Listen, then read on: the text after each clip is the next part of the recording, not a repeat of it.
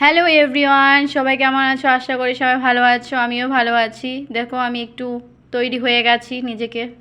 তো বাইরে যাব, একটু দেখি কি বলে। এই আমি জুতা পরছি বাইরে যাওয়ার জন্য, দরজা খুলছি, লক করে রেখেছে। তো আমি দিদিকে বলতে চাচ্ছি যে বাইরে যেতে হবে একটু ডটে শপিংয়ে। তো দেখি দিদি কি বলে। আজকে একটু ছোটো মোটো অনুষ্ঠানে আছে বলতে হলে, লেডিস লোকদের অনুষ্ঠান। তো দেখি, দিদির জন্য ওয়েট করছি, দিদি কি বলে, যাবে কি না। তো দিদি বলল ঠিক আছে যা। তো আমি জল নিয়ে রাখছি, দিদি ততক্ষণে রেডি হচ্ছে। তো আমি যাই, দেখি আজকে পার্টিতে খুব এনজয় করব, সবাই লেডিস লোক তো তাই। তো যাচ্ছি এখন রুমে।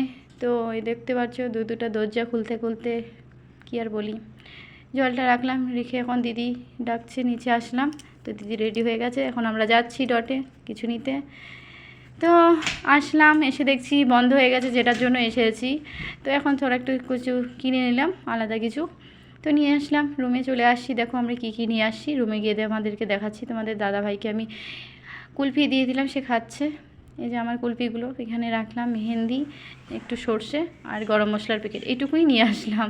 তারপরে নিজে চলে কিবার সাথে একটু গল্প করছি, হাসি হা হা করে, প্রতিদিন আমি যা ওর সাথে করি। তারপরে আবার কিবারদের রুমে যাচ্ছি, যেখানে পার্টি সার্টি হবে। দেখি কিবার মা একটু রেডি করে রেখেছে। দিদি, এই যে এই দিদিটা দেখো রেডি করছে, ও দাঁড়িয়ে আছে।